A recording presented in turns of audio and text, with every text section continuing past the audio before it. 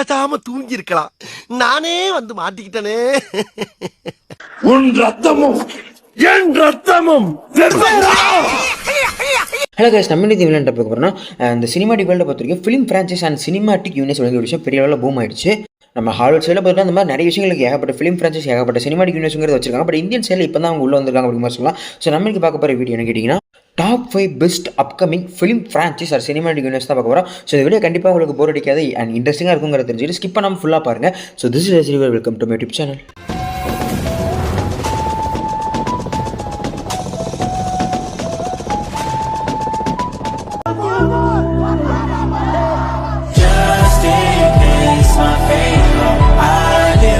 And இந்த மாதிரி நான் டாப் லிஸ்ட்டுக்கு நான் எப்பயுமே ஒரு டிஸ்கவுண்ட் கொடுக்கலாம். ஸோ அந்த வீடியோ கொடுக்க கடமைப்பட்டிருக்கேன்.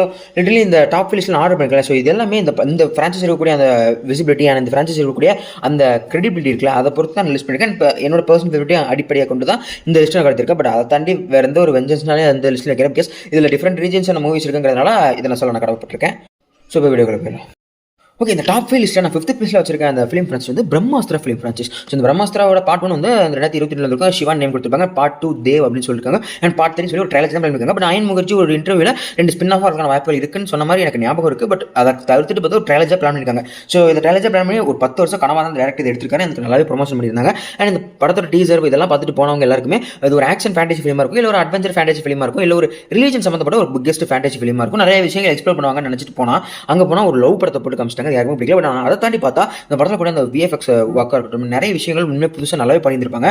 பட் அவரோட டேரக்டர் அவரோட ஒர்க்கை சுத்தமாக ஒழுங்காக பண்ணலாம் அப்படிங்கிற மாதிரி விஷயங்கள் கண்டிப்பாக தோண்டிட்டு இருக்கும். நிறைய விஷயங்கள் இன்னும் எக்ஸ்ப்ளோர் பண்ணிக்கலாம். நிறைய விஷயங்கள் ஃபேண்டசியாக கொண்டு போயிருக்கலாம். இந்த லவ்ங்கிற ஒரு விஷயத்தை வச்சு கொண்டு போயிருக்க வேண்டிய அவசியம் இல்லை தான். பட் இருந்தாலுமே கூட இது எனக்கு ஓரளவுக்கு பர்சனல் ஃபேவரட்டாக தான் இருக்குது. புது ட்ரைவும் பார்க்கப்பட்டுச்சு.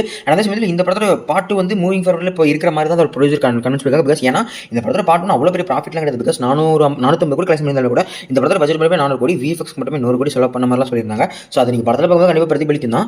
பட் என்னதான் அந்த படத்தை இந்த ஃபிலிம் ஃப்ரான்ச்சைஸோட ப்ராஜெக்ட் மூவிங் ஃபார்வர்டில் இருந்தாலும் அந்த பார்ட் 2 கிரெடிட் டேட்டா 2028 வரதுக்கான வாய்ப்புகள் அதிகமாக இருக்குது அப்படிங்கிற மாதிரி சொல்லுவாங்க. அப்போ கூட வாய்ப்புகள் அதிகமாக இருக்குது அப்படிங்கிற மாதிரி தான் சொல்லியிருக்காங்க. ஸோ அப்போ நீங்கள் யோசிச்சு பாருங்க, இந்த ஃபிலிம் ஃப்ரான்ச்சைஸ் முடியணும் அப்படிங்கிற ஒரு சிச்சுவேஷன்ஸ் அது எத்தனை வருஷம் இருக்கும் அப்படிங்கிற மாதிரி. ஆனால் அது உண்மைதான். இவ்வளோ தூரம் கஷ்டப்பட்டு எடுத்தாலும் கூட அது இன்னும் கொஞ்சம் பெட்டர் அந்த படத்துக்கான ஒர்க்கை போட்டிருந்தாங்க அப்படின்னா கண்டிப்பாக ஒரு நல்ல ஃபிலிமாக அமைஞ்சிருக்கும். ஸோ ஃபேண்டசியாக நிறைய அட்வென்ச்சர்ஸ் எல்லாம் கொண்டு போயிருந்தாங்கன்னா கண்டிப்பாக ஒரு நல்ல ஃபிலிமாக இருக்கிற வாய்ப்புகள் ரொம்ப ரொம்ப அதிகமாக இருக்கும். ஸோ இந்த படம் என்னை பொறுத்த வரைக்கும் ஒரு வெஸ்டர்ன் பொட்டன்ஷியல்லாம் ஸோ பார்ட் 2 இன்னும் பெட்டராக வந்து நல்லா இருக்கும்னு நான் நினைக்கிறேன்.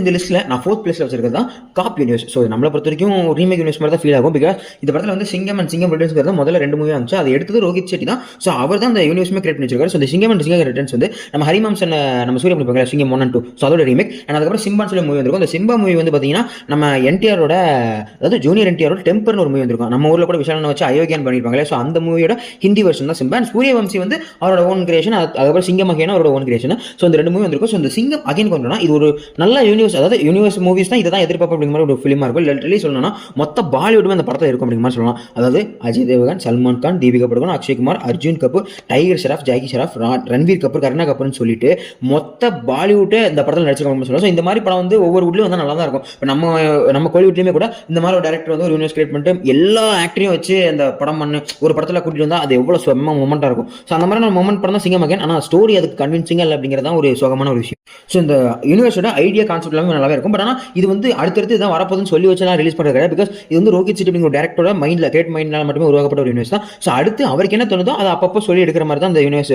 மூவ் ஆயிட்டு இருக்கு. ரிலீஸ் சொன்னால் அடுத்த படம் என்ன சொல்றாங்கன்னா சிங்கம் மகனோட பார்ட் 2 இருக்கு அப்படிங்கிற மாதிரி சொல்றாங்க. ஸோ அதை வெயிட் பண்ணி தான் பார்க்கணும். பட் என்ன பொறுத்த வரைக்கும் இந்த சிங்கம் யூனிவர்ஸ் வந்து ஓகேவான யூனிவர்ஸ். இதுக்கான கான்செப்ட் ஐடியா எல்லாமே நல்லா தான் இருக்கும். பட் பெட்டரான ஸ்டோரியோட பண்ணால் இனிமேல் நல்லா இருக்குங்கிறது என்னோட கருத்து.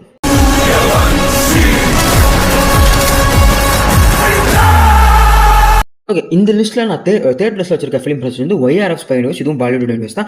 இது ஒன் ஆஃப் த பெஸ்ட் யூனிவர்ஸ்னே சொல்லிட்டு போயிடலாம். யூனிவர்ஸ்க்கு ஒரு டெஃபினேஷன் தான் இது வந்து YRF ஸ்பை யூனிவர்ஸ் எனக்கு கால் பண்ணுறாங்க. யாஸ்ராஜ் ஃபிலிம்ஸ் ப்ரொடக்ஷன் கம்பெனியில். ஸோ அந்த ப்ரொடக்ஷன் கம்பெனியோட one of the film universe தான் இது. ஸோ அந்த ஃபிலிம் இந்த ப்ரொடக்ஷன் கம்பெனியோட கட்டுப்பாட்டில் தான் ஒவ்வொரு ஃபிலிம் யூனிவர்ஸும் இருக்குது. ஸோ இந்த ஒவ்வொரு ஃபிலிமும் தனித்தனி டேரக்டர் வச்சு அந்த ப்ரொடக்ஷன் கம்பெனி பிளான் பண்ணி ரிலீஸ் பண்ணுறாங்க. ஸோ லிட்டரலி இது வரைக்கும் 9 படம் பிளான் பண்ணியிருக்காங்க. அதில் 5 படம் ரிலீஸ் ஆயிடுச்சு, 4 படம் ப்ரிப்பேர் பண்ணிட்டு இருக்காங்க. லிட்டரலி சொல்லணும்னா ஏக்தோ டைகர் ஜிந்தாகை, அப்புறம் டைகர் 3 ஒரு 3 படம், அப்புறம் வார் 10 2 படம், அதுக்கப்புறம் இனிமேல் வரக்கூடிய படங்கள் லிஸ்ட் சொல்லணும். சொல்லணும் வார் 2 ஆல்ஃபா அப்புறம் பத்தான் 2 கடைசி அந்த யூனிவர்ஸோட கடைசி படமாக அவங்க பிளான் பண்ணிருக்கிறது டைகர் விசஸ் பத்தான் அப்படிங்கிற மாதிரி சொல்லப்படுது. ஸோ இந்த மூவிஸ் எல்லாம் கடைசியில் சொல்லணும் 2027 அந்த யூனிவர்ஸ் முடியும் அப்படிங்கிற மாதிரி சொல்லுவாங்க. 27 28 அந்த மாதிரி முடியும் சொல்லுவாங்க. ஸோ அந்த அளவுக்கு அவங்க ப்ரீ பிளானாக வச்சிருக்காங்க. 5 படம் ரிலீஸ் பண்ணி கிட்டத்தட்ட 3000 கோடி பாக்ஸ் ஆஃபீஸ் கலெக்ஷன் 5 படமே மொத்தமாக பண்ணிருக்கு. அந்த அளவுக்கு ஒரு மிகப்பெரிய பிரான்ச்சைஸ் தான் பில்ட் பண்ணிட்டு இருக்காங்க. முக்கியமாக சொல்லணும்னா இதில் பிக்கஸ்ட் பவர் ஹவுஸ் இருக்கக்கூடிய நம்ம சல்மான் கான், ஷாருக் கான் இந்த இதில் இருக்காங்க. அண்ட் நம்ம ஹிருத்திக் ரோஷனும் இந்த லிஸ்ட்டில் இருக்காரு.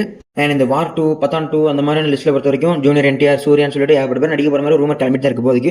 ஸோ இது ஒரு பிக்கஸ்ட் ஃபிலிம் ஃப்ரான்ச்சைஸாக இந்தியன் ஃபிலிம் ஃப்ரான்ச்சைஸாக கிரிக்கெட் இருக்கு. பட் ஆனால் என்ன சொல்கிறதுனா இது உண்மையுமே ஓகே தான், ஒரு நல்ல ஃபிலிமாக தான் இருக்குது. இந்திய ஆடியன்ஸை பொறுத்த வரைக்கும் இது கொஞ்சம் ஃப்ரெஷ்ஷாக இருக்குன்னு நினைக்கிறேன். பட் ஆனால் நம்ம ஆளுங்களை பொறுத்த வரைக்கும் சொல்லணும்னா இது வழக்கமாக பார்த்து பழகின ஒரு கதையாக தான் இருக்கும். ஸோ எல்லா இடத்துலையுமே வந்து ஒரு ஸ்பெஷல் ஏஜென்ட் இருப்பாங்க, அவங்களுக்கும் ஒரு டாஸ்க் கொடுக்க போகிறாங்க, அவங்க இந்தியாவை காப்பாற்றிருக்காங்க, என்னெல்லாம் பண்ணுறாங்க, எவ்வளோ தூரம் போகிறாங்க அப்படிங்கிற ஒரு கான்செப்ட் தான் ஒவ்வொரு மூவியுமே ரன் ஆகும். இது வந்து அந்த டைகர் ட்ரையாலஜிலேருந்து வார் பத்தான் எல்லாமே இந்த கான்செப்ட் தான். Even War 2 Alpha Pathaan 2 and Tiger versus Pathaan கூட அப்படி தான் வரலாம். பிகாஸ் டைகர் விசஸ் பத்தான் கொஞ்சம் டிஃபரெண்டாக நல்லா இருக்கும்னு நினைக்கிறேன், நம்புறேன், வெயிட் பண்ணி பார்க்கலாம் என்ன சொல்லிட்டு. பட் ஆனால் அதை பற்றி பார்க்கும்போது இது ஒரு பெர்ஃபெக்டான ஃபிலிம் ஃப்ரான்ச்சைஸ் அப்படிங்கிற மாதிரி சொல்லலாம். ஒரு நல்ல கட்டுப்பாட்டில் இருக்கும். ப்ரொடக்ஷன் கம்பெனியோட கட்டுப்பாட்டில் இருக்கிற சமயத்தில் எனக்கு பெட்டராகவே ஃபீல் ஆகுது.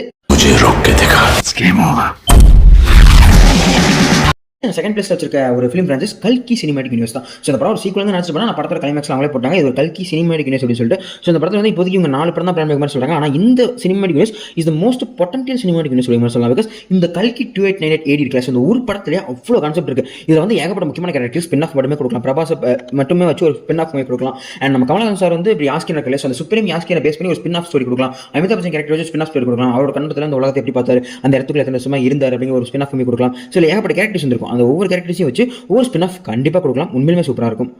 அண்ட் நிறைய கிளான்ஸ் நிறைய ட்ரைப்ஸ்னு சொல்லி ஏகப்பட்ட விஷயங்கள் எக்ஸ்ப்ளோர் பண்ணியிருப்பாங்க. ஸோ ஒவ்வொன்றுக்கும் வச்சு ஒவ்வொரு படம் ஒவ்வொரு வெப்சீரிஸ்னு சொல்லி என்ன வேணால் கொடுக்கலாம். அவ்வளோ இன்ட்ரெஸ்டிங் விஷயங்கள் நல்லாவே இருக்க தான் செய்யுது. ஸோ அதை யூஸ் பண்ணாலும் தெரியல. இந்த சினிமேட்டிக் யூனிவர்ஸ் இப்போதைக்கு 4 தான் பிளான் இருக்காங்க. ஆனால் போக இது எக்ஸ்பெண்ட் ஆகணும். அது ரொம்ப நல்லது. பிகாஸ் இந்த படம் வந்து ஒரு டெக்னிக்கலி வெல் மேட் மூவியாக இருந்திருக்கும். ஸோ அந்தளவுக்கு ஒரு சூப்பர் குட் ஃபிலிமாகவே ஃபீல் ஆயிருக்கும். ஸோ இந்த படம் ரிலீஸ் ஆனது ஒரு விஷயம் நல்லாவே பேசப்பட்டுச்சு. இது வந்து ஒரு ஹாலிவுட் லெவலில் டெக்னிக்கலி மேட் பண்ணிருக்காங்க ஒரு விஷயம் பேசப்பட்டுச்சு. அந்தளவுக்கு VFX எல்லாமே அவ்வளோ சூப்பராக பண்ணி நிறைய டெக்னிக்கல் ஆஸ்பெக்ட்ஸும் இதில் பேசியிருந்திருப்பாங்க, யூஸும் பண்ணியிருந்திருப்பாங்க. ஸோ அந்த மாதிரி வரும்போது ஸோ அடுத்தடுத்த படமோ இல்லை அடுத்த சீரிஸாக வரும்போது இது எக்ஸ்பெண்ட் ஆகிற சமயத்தில் அது இன்னுமே பிக்கர் அண்ட் பெட்டராக வந்துச்சுன்னா அது இன்னுமே சூப்பர் தானே. ஸோ அதனால் இந்த சினிமேட்டிக் யூனிவர்ஸ் இன்னுமே பெட்டராக மாதிரி எனக்கு ரொம்ப ஒரு பர்சனல் ஃபேவரட்டாகவே இருந்துச்சு. ஸோ இந்த சினிமேட்டிக் யூனிவர்ஸ் இன்னுமே பெட்டராக பிக்கராக வைட் ஆகுதுன்னா நான் எனக்கு கொஞ்சம் ஹாப்பியாக இருக்கும் சொல்லலாம். பிகாஸ் ஹாலிவுட் மூவிஸில் மட்டுமே அந்த மாதிரி VFX பார்த்துருக்க சமயத்தில் நம்ம ஊர்லேருந்து ஒரு படம் போகும்போது நல்லா தானே இருக்குது. ஸோ வெயிட் பண்ணி பார்ப்போம் இந்த மூவிஸோட ஃப்ரான்ச்சைஸ் எந்த அளவுக்கு போகுது அப்படின்னு சொல்லிட்டு. பட் ஆனால் நான் இப்போ இந்த இதுலேயே கொஞ்சம் ஹையஸ்ட் எக்ஸ்பெக்டேஷனோட வச்சிருக்கிறது இந்த கல்கி சினிமேட்டிக் யூனிவர்ஸ் தான்.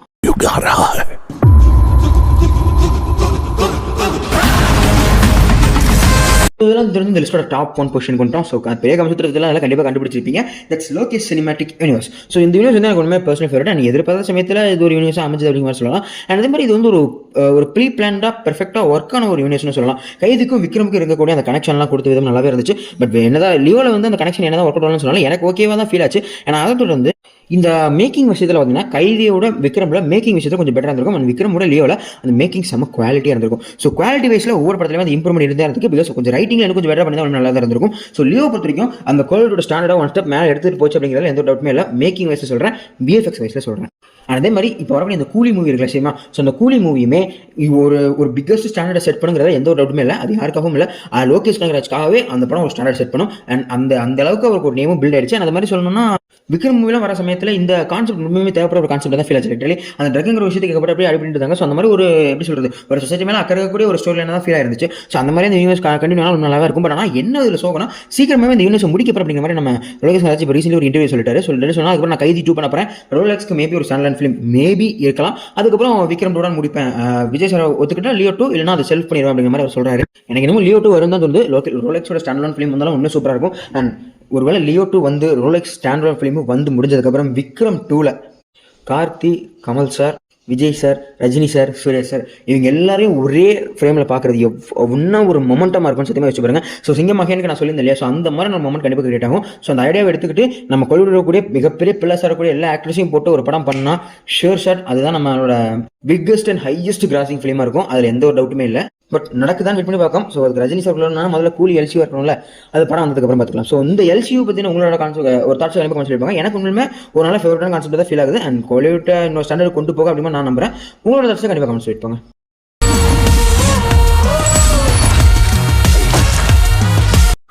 ஓகே, வீடியோ இதில் முடிச்சுக்கலாம். ஸோ இந்த வீடியோ நான் டாப் லிஸ்ட் வச்சுருக்கலாம். ஸோ இந்த லிஸ்ட்டில் உங்களோட ஆர்டர்ஸையும் தாண்டி இந்த மாதிரி நீங்கள் நிறைய ஃப்ரான்ச்சைஸ் பார்த்துருக்கலாம். அண்ட் இந்தியாவில் இன்னும் ஃப்ரான்ச்சைஸ் வந்து கொஞ்சம் பெருசாக எக்ஸ்பேண்ட் ஆகிட்டே தான் போகுது.